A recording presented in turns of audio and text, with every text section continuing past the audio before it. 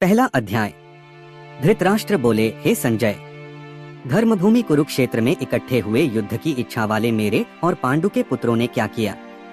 इस पर संजय बोले, उस समय राजा दुर्योधन ने व्यूहरचनायुक्त पांडवों की सेना को देखकर और द्रोणाचार्य के पास जाकर यह वचन कहा, हे आचार्य, आपके बुद्धिमान शिष्य द्रुपद पुत्र धृष्टद्युम्न द्वारा व्यूहाकार खड़ी की हुई पांडुपुत्रों की इस बड़ी भारी सेना को देखिए। इस सेना में बड़े बड़े धनुषों वाले युद्ध में भीम और अर्जुन के समान बहुत से शूरवीर हैं, जैसे सात्यकी और विराट तथा महारथी राजा द्रुपद और धृष्टकेतु, चेकितान तथा बलवान काशीराज, पुरुजित, कुंतीभोज और मनुष्यों में श्रेष्ठ शैव्य और पराक्रमी युधामन्यु तथा बलवान उत्तमौजा, सुभद्रा पुत्र अभिमन्यु और द्रौपदी के पांचों पुत्र, ये सभी महारथी हैं।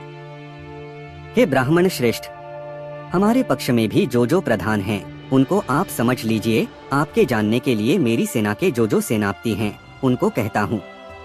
एक तो स्वयं आप और पितामह भीष्म तथा कर्ण और संग्राम विजय कृपाचार्य तथा वैसे ही अश्वत्थामा, विकर्ण और सोमदत्त का पुत्र भूरिश्रवा तथा और भी बहुत से शूरवीर अनेक प्रकार के शस्त्र अस्त्रों से युक्त मेरे लिए जीवन की आशा को त्यागने वाले सबके सब युद्ध में चतुर हैं। भीष्म पितामह द्वारा रक्षित हमारी वह सेना सब प्रकार से अजय है और भीम द्वारा रक्षित इन लोगों की यह सेना जीतने में सुगम है। इसलिए सब मोर्चों पर अपनी अपनी जगह स्थित रहते हुए आप लोग सबके सभी निःसंदेह भीष्म पितामह की ही सब ओर से रक्षा करें। इस प्रकार द्रोणाचार्य से कहते हुए दुर्योधन के वचनों को सुनकर कौरवों में वृद्ध बड़े प्रतापी पितामह भीष्म ने उस दुर्योधन के हृदय में हर्ष उत्पन्न करते हुए उच्च स्वर से सिंह की नाद के समान गर्ज कर शंख बजाया। उसके उपरांत शंख और नगारे तथा ढोल, मृदंग और नृसिंहादि बाजे एक साथ ही बजे। उनका वह शब्द बड़ा भयंकर हुआ। उसके अनंतर सफेद घोड़ों से युक्त उत्तम रथ में बैठे हुए श्री कृष्ण महाराज और अर्जुन ने भी अलौकिक शंख बजाए। उनमें श्री कृष्ण महाराज ने पांचजन्य नामक शंख और अर्जुन ने देवदत्त नामक शंख बजाया। भयानक कर्म वाले भीमसेन ने पौंड्र नामक महाशंख बजाया। कुंती पुत्र राजा युधिष्ठिर ने अनंत विजय नामक शंख और नकुल तथा सहदेव ने सुघोष और मणिपुष्पक नाम वाले शंख बजाए। श्रेष्ठ धनुष वाले काशीराज और महारथी शिखंडी और धृष्टद्युम्न तथा राजा विराट और अजय सात्यकी तथा राजा द्रुपद और द्रौपदी के पांचों पुत्र और बड़ी भुजा वाले सुभद्रा पुत्र अभिमन्यु, इन सब ने हे राजन अलग अलग शंख बजाए। और उस भयानक शब्द ने आकाश और पृथ्वी को भी शब्दायमान करते हुए धृतराष्ट्र पुत्रों के हृदय विदीर्ण कर दिए।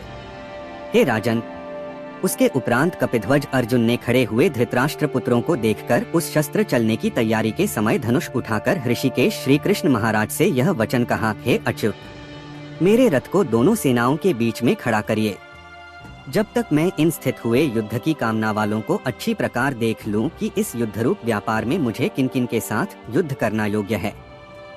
दुर्बुद्धि दुर्योधन का युद्ध में कल्याण चाहने वाले जो ये राजा लोग इस सेना में आए हैं, उन युद्ध करने वालों को मैं देखूंगा।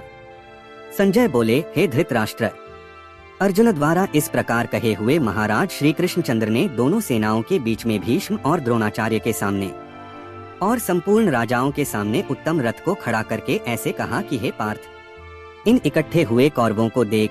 उसके उपरांत प्रथापुत्र अर्जुन ने उन दोनों ही सेनाओं में स्थित हुए पिता के भाइयों को, पितामहों को, आचार्यों को, मामों को, भाइयों को, पुत्रों को, पौत्रों को तथा मित्रों को, ससुरों को और सुहृदों को भी देखा। इस प्रकार उन खड़े हुए संपूर्ण बंधुओं को देखकर वे अत्यंत करुणा से युक्त हुए। कुंती पुत्र अर्जुन शोक करते हुए यह बोले, हे कृष्ण, इस युद्ध की इच्छा वाले खड़े हुए स्वजन समुदाय को देखकर मेरे अंग शिथिल हुए जाते हैं और मुख भी सूखा जाता है और मेरे शरीर में कंप तथा रोमांच होता है तथा हाथ से गांडीव धनुष गिरता है और त्वचा भी बहुत जलती है तथा मेरा मन भ्रमित सा हो रहा है। इसलिए मैं खड़ा रहने को भी समर्थ नहीं हूँ। हे केशव, लक्षणों को भी विपरीत ही देखता हूँ तथा युद्ध में अपने कुल को मारकर कल्याण भी नहीं देखता। हे कृष्ण, मैं विजय नहीं चाहता और राज्य तथा सुखों को भी नहीं चाहता। हे गोविंद, हमें राज्य से क्या प्रयोजन है अथवा भोगों से और जीवन से भी क्या प्रयोजन है, क्योंकि हमें जिनके लिए राज्य, भोग और सुखादिक इच्छित हैं, वे ही यह सब धन और जीवन की आशा को त्याग कर युद्ध में खड़े हैं, जो कि गुरुजन, ताऊ, चाचे, लड़के और वैसे ही दादा, मामा, ससुर, पोते, साले तथा और भी संबंधी लोग हैं। इसलिए हे मधुसूदन, मुझे मारने पर भी अथवा 3 लोक के राज्य के लिए भी मैं इन सबको मारना नहीं चाहता, फिर पृथ्वी के लिए तो कहना ही क्या है। हे जनार्दन, धृतराष्ट्र के पुत्रों को मारकर भी हमें क्या प्रसन्नता होगी, इन आत्ताइयों को मारकर तो हमें पाप ही लगेगा। इससे हे माधव, अपने बांधव धृतराष्ट्र के पुत्रों को मारने के लिए हम योग्य नहीं हैं, क्योंकि अपने कुटुंब को मारकर हम कैसे सुखी होंगे। यद्यपि लोभ से भ्रष्टचित्त हुए ये लोग कुल के नाशकृत दोष को और मित्रों के साथ विरोध करने में पाप को नहीं देखते हैं, परंतु हे जनार्दन, कुल के नाश करने से होते हुए दोष को जानने वाले हम लोगों को इस पाप से हटने के लिए क्यों नहीं विचार करना चाहिए, क्योंकि कुल के नाश होने से सनातन कुल धर्म नष्ट हो जाते हैं, धर्म के नाश होने से संपूर्ण कुल को पाप भी बहुत दबा लेता है। तथा हे कृष्ण, पाप के अधिक बढ़ जाने से कुल की स्त्रियां दूषित हो जाती हैं, और हे वार्ष्णेय, स्त्रियों के दूषित होने पर वर्णसंकर उत्पन्न होता है, और वह वर्णसंकर कुलघातियों को और कुल को नरक में ले जाने के लिए ही होता है। लोप हुई पिंड और जल की क्रिया वाले इनके पितर लोग भी गिर जाते हैं, और इन वर्णसंकर कारक दोषों से कुलघातियों के सनातन कुल धर्म और जाति धर्म नष्ट हो जाते हैं। तथा हे जनार्दन, नष्ट हुए कुल धर्म वाले मनुष्यों का अनंत काल तक नरक में वास होता है, ऐसा हमने सुना है।